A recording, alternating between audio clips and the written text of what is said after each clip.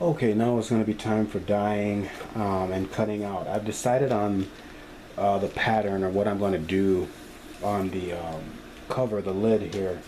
And I'm going to try to match this up with a belt that I made that I usually wear when I'm wearing I don't know, a period piece or my grand tartan. So this is a piece I made at role playing at the Renaissance Festival one year. On a big piece of this is 8-ounce leather, and I'm using these little studs here as a decorative display. Kind of simple, but it looks nice. And so what I've done is I had something more elaborate in mind, but for the sake of brevity, I'm going to just do pretty much the same thing. I came up with a pattern here. Got a little bitty X there to match up with the hole. Put it up to the light and make sure that everything this is lined up. And then when this is wet, I can take a pen and kind of fill in the dots, and so I will know exactly where to put the little studs. So, but first we're going to dye these. I've already put hole punches in for the assets that will be used to attach the belt. And then once we dye this, I'm going to be punching holes for the double loop lacing that we'll be making. So, and I've already kind of dyed this one. It's not as, I wanted it kind of lighter, but then after I thought about it, it should really match this color, which it doesn't really. It's a little lighter, but I'll just deal with it. So anyhow, I think that was an afterthought anyway, so I didn't want it too dark because it's going to be contrasting against black. So anyhow, let's begin. So I've got my little brushes here, and I have dye, and I usually use this dye, but this tends to be like a dark brown. It's not as so I have to water it down, and I've already done that, and this is what this is here. So all I have to do, and it's best to wear rubber gloves. As you can see, I've already stained my hands, but that's okay. I'm not a hand model, so I'm not tripping. Alright, so we'll get this out of the way. Make sure if you use this dye, don't spill it on anything, because it's basically like, it's just a stain. It'll stain everything, including your fingers. So be careful. So I'm just going to swirl this up a little bit, and then just apply layers like that. So let's kind of do this.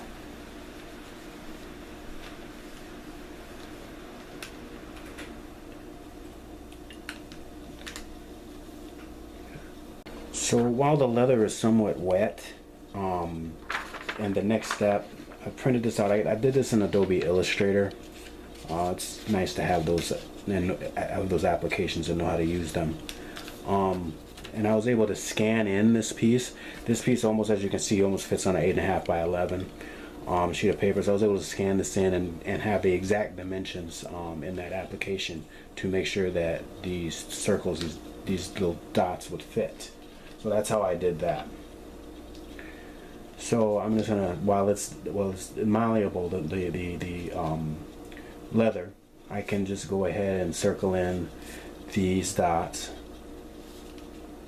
And ironically, and I just eyeballed this in Illustrator, Adobe Illustrator, these circles that I created are actually approximately really close to the same size as the actual divots themselves. So I was kind of surprised by that. I was kind of like, wow. So doing to solve this problem is also just lightly tapping with the mallet here, because these are really slippery, so I can't get full purchase. They want to just wobble and go back. They want to fight. So I just want to take this and just kind of give it a tap just a little bit, and then make sure it's set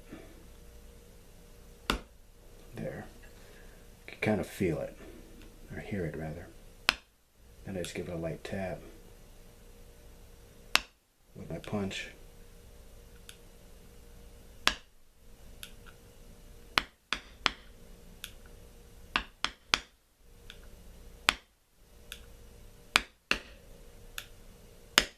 There. So that was the last one. So I'm just going to go through each one of these. Thank you for handy dandy extra piece of leather. Otherwise this would have been a problem. It wouldn't have been nice. So this is what we get here. I'm just gonna take each one of these and whack these down real hard on the granite, and they shouldn't splay out like this. It's not bad, it gives it some character, but when I'm all done with everything, actually, I'll probably, and it'll be well dry enough where I don't actually add any more Mars to this, you know, marks. I can probably use some tool to get this out, work it out, and drive another 2 of these in here so that they look really nice. Looks well done. So I'm just going to take my punch, give each one of them a good solid whack, and that'll set each one without sliding. And then it won't be prickly on the other side.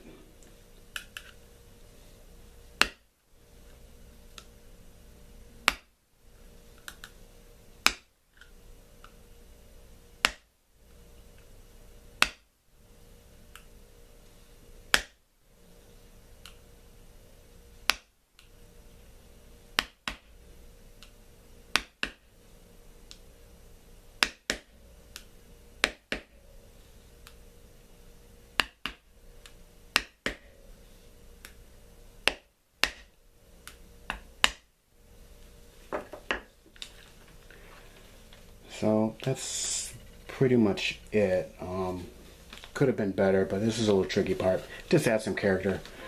Wouldn't have taken as long as if I had done it trying to, you know, stamp some sort of sigil in there. That would have taken me a couple of hours, maybe an hour or 2. This took me about almost, I'd have to say, a half hour or 20 minutes. When it really should have been faster than that. But anyways, it adds some character to it. It's all done. I'll be okay with this for now until I go back and figure out something else, a way to fix this. The ones that didn't drive in properly. Alright, so if we go back to our reference, if you look closely, there are, what are these called? They are little rivets. Okay, there's a rivet here and a rivet here. These hold the loops, and I also have the hardware to hold these. These look like D rings, smaller D rings. I only have like rectangle rings, which will work just fine because they're really not to be seen. They're worn against your body. And then I guess this is the maker's mark. I don't have my own stamp for the stuff I make yet. I had an opportunity at one point, but maybe something online I could do later on when I have the resources. But at any rate, these are what these are. These are rivets, but we're going to skip this part because I don't have that. We're just going to just need 2 rivets for our wings. And these are, I'm going to use these gold rivets. They're smaller size gold rivets here. And then I have the rectangle rings. The rectangle ring here, and the actual the swivel clasp or clasp like that. So they'll just fit around here like that, and that's how this excuse me, I'm off camera. This is how this will function. So these open just like that. They're really good. They're really good quality. They're pretty strong. So these clamps, and then these rings like that. Yeah, Tandy Leather's got some good stuff. If you're into making your own things, leather work is quite satisfying. I enjoy it when I have the time. Anyhow, these are how, I'm going to show you how these rivets work. So that's what these holes are for. So what we have to do is first we're going to set in our D-ring. I'm going to flip this over actually. And we're going to need our anvil, or excuse me, this is called a, we're going to use our punch here, and then we're going to need a rivet. And the rivets, they have caps, and then they have the seat.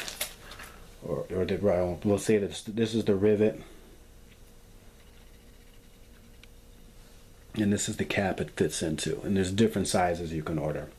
Again, if you can go into one of the stores, If you have one in your area, it's best to go in and see, so you can see the relative size, or unless you really know your sizes for what you need, because some are really long, some are really big.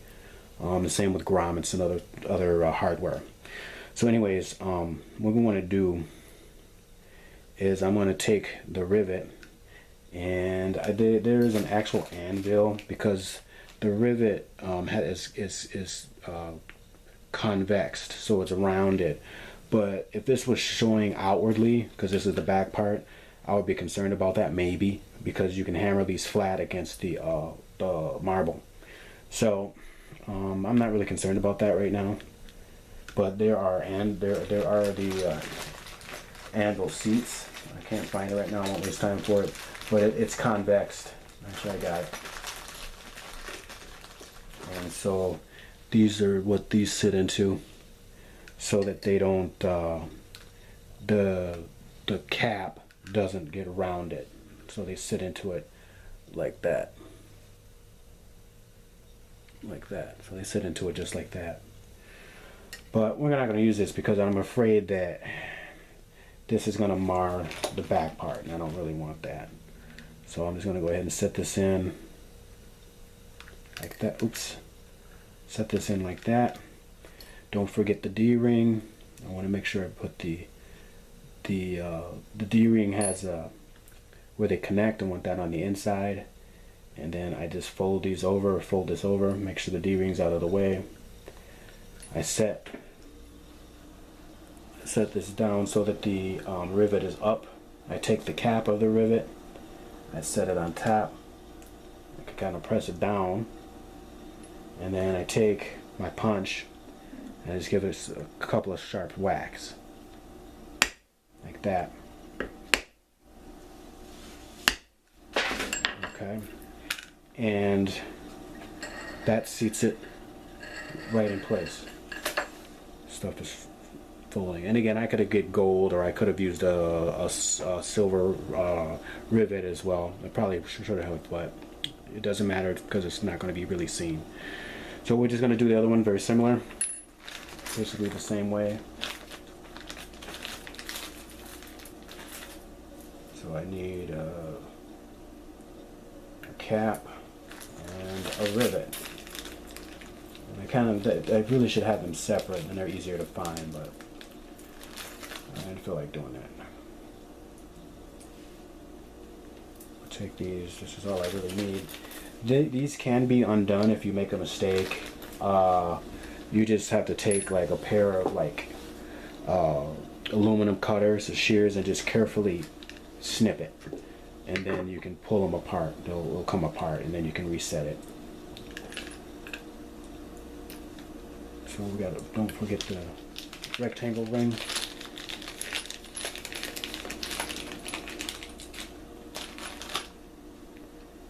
And make sure that the seam of the rectangle ring is on the inside. And then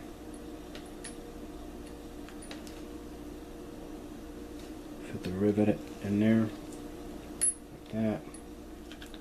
Get my cap.